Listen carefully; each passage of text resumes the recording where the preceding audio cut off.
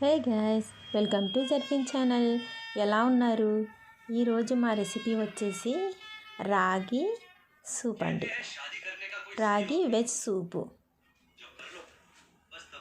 ముందుగా స్టవ్ మీద ఒక కడాయి పెట్టుకుని అందులో కొంచెం నెయ్యి వేసుకుని వేడి చేసుకోండి. తర్వాత కొంచెం గార్లిక్, జింజరు, ఎల్లుల్లిపాయ, కొంచెం అల్లం చిన్న చిన్న పీసుల్లా కట్ చేసుకొని అందులో వేసుకోండి. తర్వాత ఉల్లిపాయలు, పచ్చిమిరపకాయలు ఇవన్నీ బాగా వేపేయండి. కొంచెం లైట్గా దోరగా అలా వేపండి. నెయ్యిలోనే వేపుకోండి, లేదంటే బటర్ ఉన్నా పర్లేదు. తర్వాత క్యారెట్, కొంచెం కార్న్ ఇలా కొంచెం లైట్గా కొంచెం వేపుకోండి. వేపిన తర్వాత అందులో టమాటా వేసుకోండి. టమాటా గింజలు తీసేసి ఒలిచేసి వేసుకుంటే బాగుంటుందండి. అందరూ ఇప్పుడు అలాగే వాడుతున్నారు.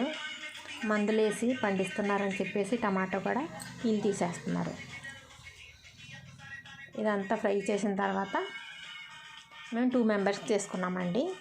3 కప్స్ వాటర్ వేసుకుంటే 2 మెంబర్స్కి వస్తుందండి. సాల్ట్, స్ప్రింగ్ ఆనియన్ అండి. స్ప్రింగ్ ఆనియన్, కొంచెం కొత్తిమీర, కొంచెం పుదీనా ఇవన్నీ వేసుకొని అలాగా మరగనివ్వండి. 2 మెంబర్స్ చేస్తున్నాం కాబట్టి ఇవి 3 టీ స్పూన్ వేసుకున్నాము. రాగి పిండి, చోళ్ళు పిండి అంటారు కదండి, అది రాగి పిండి 3 టీ స్పూన్స్ తీసుకుని లంప్స్ లేకుండా కలుపుకోండి. లంప్స్ లేకుండా పిండి కలుపుకోవాలంటే అందులో కొంచెం సాల్ట్ వేసుకుంటే ఈజీగా కలుపుకోవటానికి ఉంటుంది. కలిపేసుకొని వాటర్ వేసుకొని కలుపుకొని మరుగుతున్న ఈ వాటర్లో వేసుకోండి. వేసిన తర్వాత కొంచెం మిరియాలు దంచుకొని కొంచెం అది కూడా వేసేసి లాస్ట్లో కొంచెం కొత్తిమీర వేసేసుకొని దింపేయండి. టేస్ట్ చూసుకొని కావాలంటే ఉప్పు వేసుకోండి.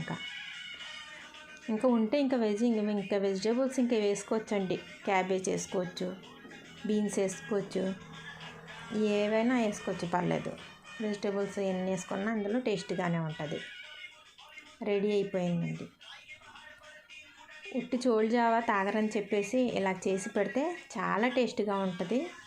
ఇది కూడా మంచిదే. సరే, మీరు ట్రై చేయండి. ట్రై చేసి కామెంట్ సెక్షన్లో పెట్టండి.